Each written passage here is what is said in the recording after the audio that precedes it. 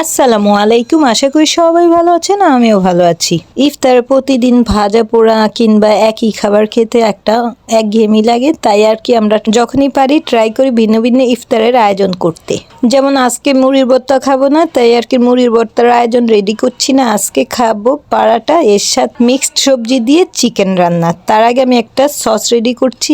এটা আমার নিজস্ব রেসিপি, আমি তো বলবো আপনারা একবার ট্রাই করবেন। এটা খেতে খুবই মজা, বিশেষ করে গ্রিলের সাথে নান, রুটি, পারাটা এগুলো দিয়ে খেতে এটা খুবই মজার। এই সসটা তৈরি করতে আমি মাংসের সব ধরনের মশলাই দিছি, এর সাথে chilli sauce, soya sauce, tomato sauce এইগুলোও দিছি। আর এই সসের মেইন ইনগ্রেডিয়েন্টস হচ্ছে তেলের আচার, যেটা না হইলে এই সস হবেই না। সেটা যে কোনো ধরনের টক তেলের আচার হইলেই হবে, যেমন আমের আচার, জলপার আচার, তেঁতুলের আচার, আরও বিভিন্ন তেলের যে টক আচারগুলো আছে না, ওগুলো হইলেই হবে। বাট আমি এখানে জলপার তেলের আচারটা নিচ্ছি, যেহেতু আমাদের ঘরে এই টক আচারটাই ছিল, তাই আর কি আমি এটা দিয়ে সস রেডি করছি। ইনফ্যাক্ট আম আর জলপাই এই দুইটা তেলের আচার দিয়ে আমি এই সসটা রেডি করি। যাই হোক, আমি তো এখানে চাটনির সব ইনগ্রেডিয়েন্টস দিয়ে ভালো করে কষিয়ে দেন একটু পানি দিয়ে দিছি। একটু না, অবশ্য বেশ খানিকটা পানি দিছি সস কুক হওয়ার জন্য।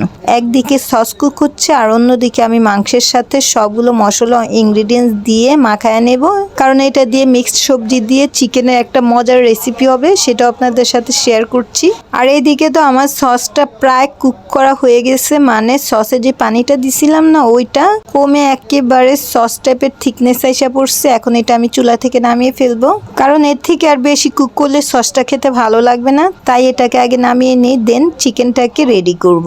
আমার হাতের এই সসটা যেই টেস্ট করে সেই জিজ্ঞেস করে যে কিভাবে বানাইছি। এটা খেতে এতটাই মজা আর দেখতেও কত লোভনীয় হয়েছে, তাই না? যাই হোক, আমার তো সস কুক করার ডান। এখন আমি একটা পেয়ালার মধ্যে সসটা ঢেলে রাখছি, আর এই প্যানের মধ্যে আমি মিক্সড সবজি দিয়ে চিকেনটা কুক করব। ফার্স্টে প্যানটা ওয়াশ করে চুলায় বসায় দিচ্ছি। আর এই যে পারাটার ময়নটা আমি আগে রেডি করে রাখছিলাম। আমি এখানে 3টা পারাটা বানাবো, বেশি বানাবো না, যেহেতু রোজার মধ্যে তেমনটা খাওয়া হবে না আর কেউ আসবে না, তাই আমার জন্য একটা আর আমার ভাবির জন্য 2টা, এই 3টাই বানাবো, কারণ এই 3টাই আমাদের জন্য এনাফ। আর এইদিকে চিকেনটাকে সব মশলা ইনগ্রেডিয়েন্টস দিয়ে ভালো করে মাখায় নিছি। এখন প্যানে তেল দিয়ে দিচ্ছি, তেলটা একটু গরম হলে মশলা দিয়ে মাখানো চিকেনগুলো প্যানে দিয়ে দিব।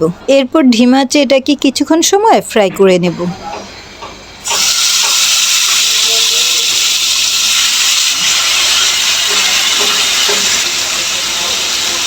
এখানে আমি কি কি সবজি দিয়ে চিকেনটা রান্না করব সেটাই দেখাচ্ছি। যেমন এখানে আছে শিম, কাঁচামরিচ, টমেটো, ক্যাপসিকাম, পেঁয়াজ কলি আর পেঁয়াজ। পেঁয়াজটা এখানে আমি কুচো করেও কাটিনি, আবার কিউব করেও কাটিনি, মানে পেঁয়াজের প্রতিটা পার্ট আলাদা করা হয়েছে।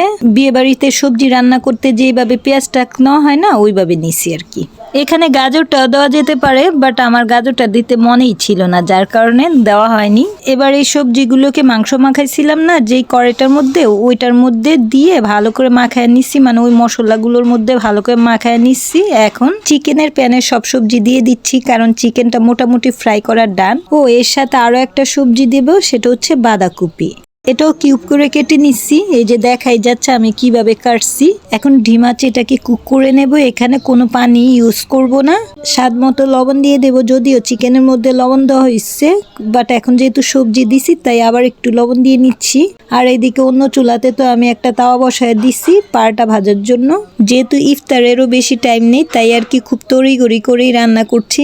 যদিও তড়িঘড়ি করে আমি কোনো কাজ করতে পারি না, তাহলে আমার কোনো কাজই ভালো হয় না। বলতে পারেন আমার মধ্যে এটা খারাপ একটা গুণ। আমার মতো এমন কার কার হয় যে তড়িঘড়ি করে কোনো কাজ করতে গেলেই কাজ দেরি হয়ে যায় কিংবা খারাপ হয়ে যায়। আর আমার এই তড়িঘড়ি দেখে তো আমার ভাবি বলছিল যে নামাজ পড়ে দেন আমরা খাবো না, আগে ফলটা খেয়ে নিই, তারপর আমরা নামাজ পড়ে এসে এগুলো খাবো, আপনি আস্তে ধীরে রান্না করেন। আমি যে কোনো খাবারই রান্না করতে গেলে তেল খুবই কমায় দিই, বাট পাড়াটা ভাজতে গেলে কেন যেন অনেক তেল দিয়ে দিই, মানে বেশি তেল না দিলে আমার মনে হয় যেন পাড়াটা মজাই হয় না। তাই তো আমার হাতের পাড়াটা সবাই খেতে পারে না, বলে যে আমি নাকি বেশি অয়েল দিয়ে দিই, বাট আমার খেতে ভালো লাগে। তবে আমি আবার অন্য কোনো খাবারে বেশি তেল হইলে ওইটা আবার খেতে পারি না।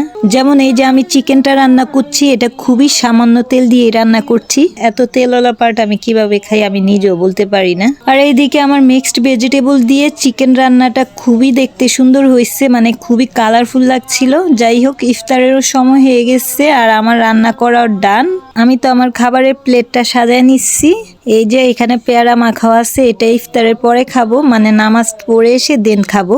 এর সাথে ফল আছে আর আমার চাটনি তো আছেই, আর ভাবির প্লেট ওটো রেডি করছে, আমি আমারটা রেডি করছি। আজকে কি কি খেলাম ইফতারে সেটাই আপনাদের সাথে শেয়ার করলাম। আজকের জন্য বিদায় নিচ্ছি। ভালো লাগলে সবাই লাইক শেয়ার কমেন্ট সাবস্ক্রাইব করে আমাকে সাপোর্ট করবেন। ধন্যবাদ সবাইকে। আল্লাহ হাফিজ।